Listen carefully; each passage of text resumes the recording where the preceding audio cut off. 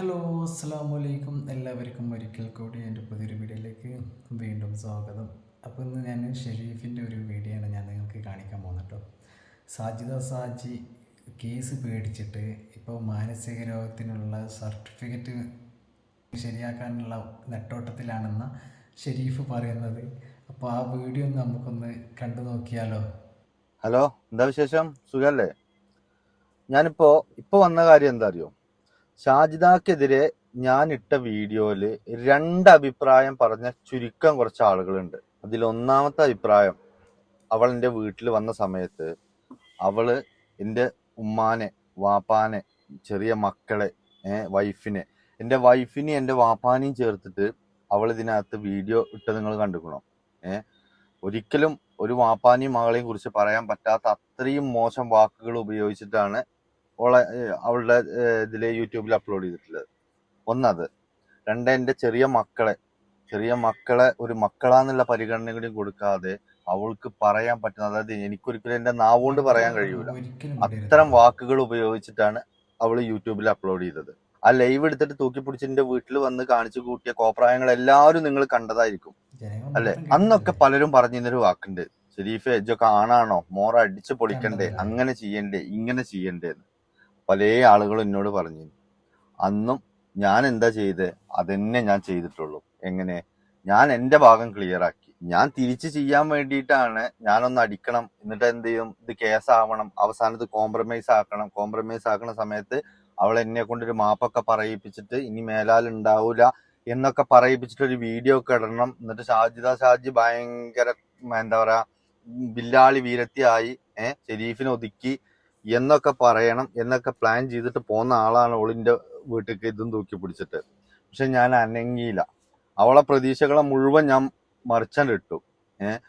എന്നിട്ട് എന്ത് ചെയ്തു, എന്റെ ഈ പ്രശ്നങ്ങൾ ഉണ്ടായ സമയത്ത് വൈഫും വാപ്പി എല്ലാരും പോയിട്ട് അവരുടേതായ ഒരു രീതിയിൽ പെറ്റീഷൻ കൊടുത്തു.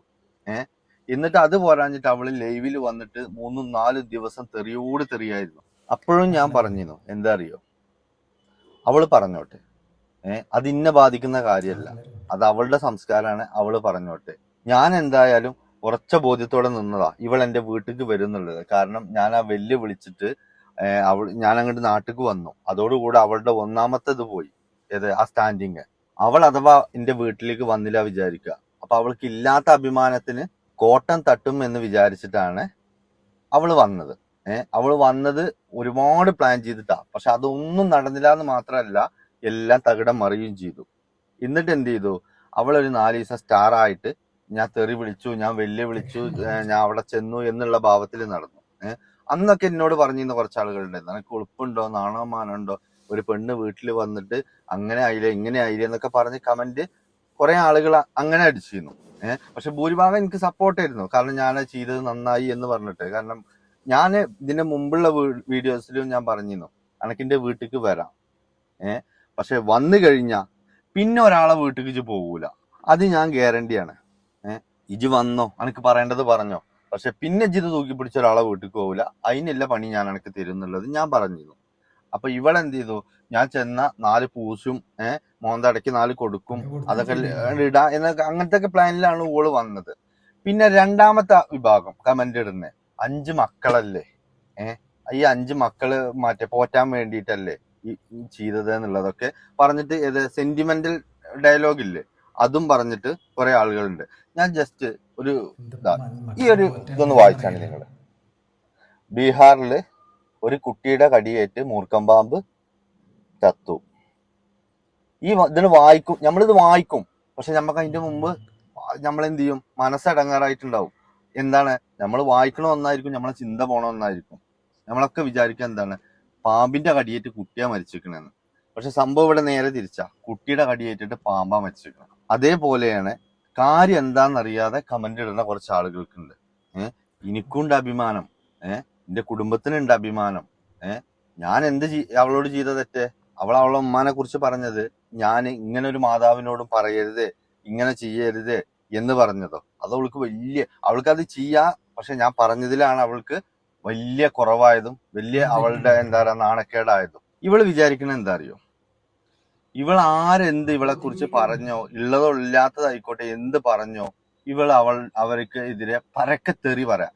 ഇല്ലാത്തതും അവരുടെ കുടുംബങ്ങളെയും മക്കളെയും ഫാമിലിനെയൊക്കെ പരക്കെ തെറി പറയാം. ഇത് പേടിച്ചിട്ട് പലരും നിർത്തി. അപ്പൊ ഇതിമൊരു എന്താ പറയാ, നല്ലൊരു ആയുധമായി കണ്ടു. ഇങ്ങനെ പറഞ്ഞാൽ മതി, എളുപ്പം മുട്ടുമടക്കി പൊയ്ക്കോളും. കാരണം ഷാജിക്ക പേടിക്കാൻ ആരും ഇല്ലല്ലോ, ഒറ്റത്തടിയല്ലേ. അതിന്റെ അടിയിൽ കൂടെ കുറച്ച് ആളുകള് ഇതാണ് പെണ്ണ്, ഇതാണ് ഇങ്ങനെ വേണം പെണ്ണ് എന്നൊക്കെ അവളെ നല്ല സമയത്ത് പറഞ്ഞിരുന്നു. ആ ഒരു എന്താ പറയാ കമന്റുമേയും സപ്പോർട്ടുമേയാണ് ഇവള് കേറി വന്നത്. പക്ഷെ പിന്നെ ഇവൾ എന്ത് ചെയ്തു, ഇവൾക്കെതിരെ ആരെന്തെങ്കിലും സംസാരിക്കുകയാണെന്നുണ്ടെങ്കിൽ അവരെയൊക്കെ തെറി പറയലും. ഇപ്പോ ഈ ഇവളുടെ ഭർത്താവ് എന്ന് പറയുന്നില്ലേ, അവളുടെ കുടുംബത്തിന് അവളുടെ എന്താ പറയാ ഈ ഭർത്താവിന്റെ പെങ്ങളെ, അനിയനെ, ഇവരോടൊക്കെ ഞാൻ മെസ്സേജ് വഴിയും അല്ലാതെ വഴിയും ഒക്കെ അവരൊക്കെ നമ്പർ എൻ്റെ അടുത്തുണ്ട്. എല്ലാം സംസാരിച്ചതാണ്.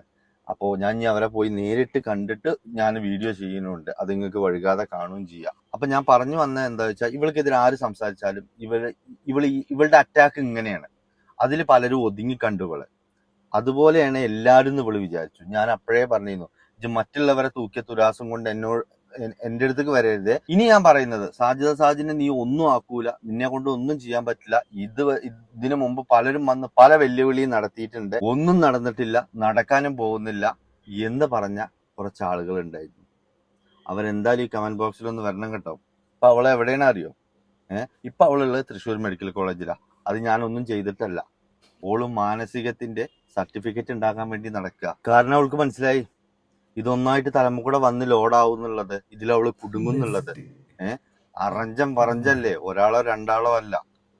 എല്ലാം പാടെ ഒരുമിച്ചിന് വന്നു. ഞാനാണെങ്കിൽ ഇതിമ്മ മുറുകെ പിടിക്കും ചെയ്തു. ഞാൻ ഇതിമ്മ വിട്ടുകൊടുക്കാൻ ഒരിക്കലും തയ്യാറല്ല. ഞാൻ ഇതിമ്മ തന്നെ മുറുകെ പിടിച്ചു. ഞാൻ അതാ നിങ്ങളോട് പറഞ്ഞ്, തല്ലിനേക്കാ ഗുണം ചെയ്യും 4 വാക്ക് എന്നുള്ളത്. മനസ്സിലായോ? കാരണം ഞാൻ അന്ന് തച്ചിക്കുകയാണെന്നുണ്ടെങ്കിൽ ഈ വിഷയം ഇങ്ങനെ ഒന്നും ആവൂലായിരുന്നു. അവൾക്ക് നന്നായി ഷൈൻ ചെയ്യായിരുന്നു. കുറെ സഹതാപത്തിന്റെ പേരിൽ വീണ്ടും കാശ് പിരിവും എല്ലാം നടത്തി വരാനും. ഇപ്പൊ ശരിക്കും ലോക്കായി, എല്ലാ കളി അസ്തമിച്ചു. നിങ്ങൾക്ക് മനസ്സിലാകുന്നുണ്ടല്ലോ, ഞാൻ പറയാതെ തന്നെ നിങ്ങൾക്ക് മനസ്സിലാകുന്നുണ്ട്. എന്നിട്ട് എന്തുകൊണ്ടാണ് ഇവളെ ഈ കമന്റോളികൾ പറയുന്നില്ലേ, എത്രയൊക്കെ ആയാലും ശരി വിട്ട് കള, 5 മക്കളെ പോറ്റാൻ വേണ്ടിയിട്ടാണ് എന്നൊക്കെ പറയുന്നില്ലേ. ഇങ്ങനെ തന്നെയാണ് എല്ലാവർക്കും കുടുംബം. ഇവളുടെ കുടുംബത്തില്, അതായത് ഇവളുടെ ഹസ്ബൻഡിന്റെ കബീർ എന്ന് പറഞ്ഞിട്ട് അവളുടെ ഹസ്ബൻഡ് ഇല്ലേ, അവരുടെ കുടുംബത്തില് ഒരു പെണ്ണ് ഇതുപോലെ വേറൊരാളോട് പറഞ്ഞു, ഇവള് ഇങ്ങനെയൊക്കെയാണ്, ഈ മരണത്തിന്റെ കുറിച്ചിട്ടുള്ള ഒരു സംസാരം പറഞ്ഞു. അവരുടെ അത്യാവശ്യം സ്റ്റാൻഡേർഡിൽ ജീവിക്കുന്നതാ. മനസ്സിലാക്കണം. അത് ഇവള് മുതലെടുത്തു. ഇവളെന്ത് ചെയ്തു അറിയോ, ഈ വോയിസ് വിട്ടോ ഇവരെ ചതിച്ചു. അവൻ അത് യൂട്യൂബിലിട്ടു. ഈ പൊതുവെ യൂട്യൂബുകാരെ പറയുന്ന ഒരു കാര്യമുണ്ട്, വിശ്വസിക്കാൻ പറ്റൂല. കാരണം നമ്മൾ എന്തെങ്കിലും പറഞ്ഞു കഴിഞ്ഞാൽ ഓലത് കണ്ടന്റ് ആക്കും എന്നുള്ളത്. ഞാൻ ആവശ്യമുള്ളതേ കണ്ടന്റ് ആക്കുള്ളൂ, അല്ലാതെ ഒരാളെ പറ്റിച്ചിട്ടോ ഒരാളോട് വിശ്വാസവഞ്ചന ചെയ്തിട്ടോ ഞാൻ കണ്ടന്റ് ആക്കൂല. അങ്ങനെയാണെന്നുണ്ടെങ്കിൽ അവളെ ഇതിനേക്കാൾ നാണം കെടുത്താൻ പറ്റുന്ന അവളുടെ ആളുകളുടെ വോയിസിന്റെ ഇഷ്ടം പോലെ ഉണ്ട്. പക്ഷെ ഞാനത് ചെയ്യൂല. കാരണം എന്താ അറിയോ, എന്നെ വിശ്വസിച്ചിട്ട് അവിടുന്ന് സെൻഡ് ചെയ്ത വോയിസാ. അതൊരിക്കലും ഞാൻ ദുരുപയോഗം ചെയ്യൂല. അതിപ്പോ നീ എത്ര കോടി കിട്ടുക എന്ന് പറഞ്ഞാലും ശരി, ഷെരീഫ ചറ്റത്തരം ചെയ്യൂല. മനസ്സിലായോ? പക്ഷെ ഈ യൂട്യൂബർ ചെയ്തത് ഇവർക്ക് നല്ല അടിയായി. ഇവരുടെ പെൺമക്കളെ കുറിച്ചിട്ട് എന്താ പറയാ, കെട്ടിക്കാൻ പ്രായമുള്ള പെൺകുട്ടികളെ പേരും അഡ്രസ്സും എല്ലാം ചേർത്തിട്ട് ഇവള് യൂട്യൂബിൽ കയറിയിട്ട് പരക്കെ തെറി പറഞ്ഞു. ആ കുടുംബത്തിന് അഭിമാനമല്ലേ? നിങ്ങളിപ്പോ അവളോട് കാണിക്കുന്ന ഈ സ്നേഹത്തിനും ഈ മറ്റേ കാരുണ്യത്തിന്റെയും ഇതൊന്നും മറ്റുള്ളവർക്ക് ബാധകല്ലേ? ഇവളിപ്പോ നന്നായി എന്നാ നിങ്ങൾ വിചാരിക്കണത്? ഇവളിപ്പോ മാനസികത്തിന്റെ സർട്ടിഫിക്കറ്റ് ഉണ്ടാക്കാൻ നടക്കുക. ഓളതിപ്പോ ഫാൻസി കടയിൽ വരെ ചോദിച്ചു നടക്കണ്ടെന്ന് കേട്ടെ, എവിടുന്നെങ്കിലും ഒന്ന് കിട്ടട്ടെ വെച്ചിട്ട്. കാരണം അവളെ മുമ്പിൽ ടൈമില്ല ഇനി. കാരണം കുടുങ്ങുന്നുള്ള കാര്യത്തിൽ ഒരു സംശയമല്ല. അവളുടെ മക്കൾ വരെ അവളെ നിന്ന് പോകുന്ന രീതിക്കാണ് ഇപ്പൊ കാര്യങ്ങൾ പോയിക്കൊണ്ടിരിക്കണേ. ഞാൻ പറഞ്ഞില്ലേ, ഡൽഹിയിൽ നിന്നൊരു കേസ് ഉണ്ട് അവൾക്ക്. അത് ചില്ലറ കേസൊന്നും അല്ല. നല്ല അറഞ്ചം പറഞ്ഞ നല്ല ലോക്ക് ഉഗ്ഗണ കേസാണ്. ഒരു എന്താ പറയാ, ഓള് വിചാരിച്ചത് എന്ത് തെമ്മാടിത്തരം ചെയ്തിട്ടും ഓളെ എതിർക്കണോലിക്ക് ഇതുപോലെ കുറെ തെറിയും അല്ലെങ്കിൽ ഒരു പീഡന കേസും കൊടുത്താൽ ഓലാണ്ട് ഒതുങ്ങുന്ന. പക്ഷെ അത് ഷെരീഫിന്റെ അടുത്ത് നടന്നില്ല. അവിടെ ഓൾക്ക് പണി പാളി, ശരിക്ക് പണി. ഞാൻ പറഞ്ഞിരുന്നില്ലേ, ഇവളെ ഞാൻ നിങ്ങൾക്ക് ഒതുക്കി തരാന്ന്. ഇവള് എത്ര വലിയ കൊല കൊമ്പത്തോളാണെങ്കിലും ഷെരീഫ് അത് ഒതുക്കി തരാന്ന് ഞാൻ പറഞ്ഞിരുന്നു. അവളിപ്പോ ഒതുങ്ങിയില്ലേ? ഇപ്പൊ എന്താണ് അവളുടെ അവസ്ഥ? എവിടെ അവളുടെ എനർജി? എവിടെ അവളെ സപ്പോർട്ട് ചെയ്തിരുന്നോലെ? കാരണം ഇതെന്താ അറിയോ, ഞാൻ അത് എന്റെ കഴിവുകൊണ്ടല്ല ഞാൻ അത്രക്ക് ഉറപ്പിച്ച് പറഞ്ഞിരുന്നത്. ഇവളെ ഞാൻ ഒതുക്കുന്നുള്ളത്. ഞാൻ കളിക്കുന്നത് സത്യം കൊണ്ടായിരുന്നു, അവള് കളിക്കുന്നത് കള്ളം കൊണ്ടായിരുന്നു. പിന്നെ എന്ത് ഞാൻ ചെയ്താലും ശരി, അത് നന്മയോ തിന്മയോ എന്തായിക്കോട്ടെ, എനിക്ക് എന്റെ മാതാപിതാക്കളെ ദുആ ഉണ്ടായിരുന്നു, എന്റെ ഉമ്മാടെയും വാപ്പാടെയും ആ ഒരു ദുആ എന്റെ മേത്ത് എപ്പോഴും ഉണ്ട്. അതെനിക്ക് ഒരു ധൈര്യമാണ്. മനസ്സിലായോ? ഞാൻ എന്ത് ചെയ്യുകയാണെങ്കിലും ശരി, എനിക്ക് അവിടെ ഒരു വിശ്വാസമാണ്. എനിക്ക് വേണ്ടി ദ്വാരക്കാൻ ഒരു അള്ളാടെ ദുനിയാവിൽ ഒരു ജീവിച്ചിരിപ്പുണ്ട്. ആ ഒരു വിശ്വാസമാണ് ഞാൻ എന്റെ വീട്ടിൽ നിന്ന് ഇറങ്ങിയാല്. അങ്ങനെ ഒരു സംഭവം വിളിക്കില്ല. മനസ്സിലായോ? ഈ ചില്ലറേനെ നമ്മളൊക്കെ ഇങ്ങനെ സ്വയം എന്തൊക്കെയാണെന്ന് വിചാരിച്ചിട്ട് ഇങ്ങനെ ആരോഗ്യത്തോടെ നടക്കണില്ലേ? ഇവരുടെയൊക്കെ പ്രാർത്ഥന തന്നെയാണ്. അതാണ്ട് ഇല്ലാതെ ആയി കഴിഞ്ഞാൽ ഇതേമാതിരിയാ. സർട്ടിഫിക്കറ്റ് ഉണ്ടാക്കാനൊക്കെ നടക്കേണ്ടി വരും നിലനിൽപ്പിന് വേണ്ടിയിട്ട്. ഇമ്മ കൈയൊഴിഞ്ഞു എന്ന് പറഞ്ഞാൽ അള്ള കൈയൊഴിഞ്ഞു എന്ന് തന്നെ അർത്ഥം. സൃഷ്ടാവിന് പോലും പിന്നെ വേണ്ട. അതാണ് ഉമ്മയുടെ പവർ. അത് തിരിച്ചറിയാൻ പറഞ്ഞിട്ടാണ് ഞാൻ ഇവൾക്ക് എതിരെ വീഡിയോ ഇട്ടത്. അതും ഒരു തെറി പറഞ്ഞിട്ടോ ഒന്നുമല്ല, നല്ല മാന്യമായിട്ട് തന്നെ പറഞ്ഞാൽ മനസ്സിലാകുന്ന രീതിയിൽ തന്നെ ഇട്ട്. അതിനാണ് അവൾ ഇന്നെ അടിച്ചു പൊട്ടിക്കും, നാട്ടിലിറങ്ങാൻ പറ്റൂല, ഇന്ന ഗുണ്ടകളെ ഏർപ്പാടാക്കിയിരിക്കുന്നു ഇവിടെ എന്നൊക്കെ പറഞ്ഞിട്ട് ഇന്നാണ് പ്രഷർ കയറ്റിയത്. ഇന്ന് അത് കാണണമെന്ന് വിചാരിച്ചു. ഞാൻ എപ്പോഴും പറഞ്ഞിരുന്നത് ഇജാന്റെ ഗുണ്ടകളായിട്ട് വാവാന്ന് പറഞ്ഞത്. പക്ഷെ ഓള് ഗുണ്ടകളായിട്ടല്ല വന്നത്, ഓള് ഗുണ്ടിയായിട്ടാണ് വന്നത്. ഓള് ആ തെറി പറച്ചിലും ആ ലൈവ് ഞാൻ പറഞ്ഞില്ലേ, ഇതന്നെ ഉള്ളു ഓളെ അടുത്ത്, ഇതിനേ കഴിയും ഓളെടുത്ത്. പിന്നെ ബാക്കിയുള്ളത് ഓള് പറഞ്ഞ പല കാര്യങ്ങളും ഞാൻ നിങ്ങൾക്ക് പുഷ്പം പോലെ തെളിയിച്ച് കാണിച്ചു തന്നിരിക്കണു. അത് കള്ളത്തരമാണ് എന്നുള്ളത് അത് ഏറെക്കുറെ നിങ്ങൾക്ക് മനസ്സിലായിട്ടുണ്ടാവും. ഇപ്പൊ തന്നെ നിങ്ങൾക്ക് ചിന്തിച്ചാൽ കിട്ടും എന്താണ് ഓള് ഇങ്ങനെ ഡൗൺ ആയിക്കണേ, എന്തിനു വേണ്ടിയിട്ടാ ഇപ്പോൾ ഈ മാനസികത്തിന്റെ സർട്ടിഫിക്കറ്റ് നടക്കണേന്ന്. അവൾക്ക് ഉറപ്പാണ് ഇതിൽ അവള് ലോക്കാവും, ഓളെ മേത്ത് ലോക്ക് വീഴുന്നുള്ളത് അവൾക്ക് 100% ഉറപ്പാ. അത് ഉറപ്പില്ലാത്ത കുറച്ച് ആളുകളാണ് കമന്റ് ഇടുന്നത്.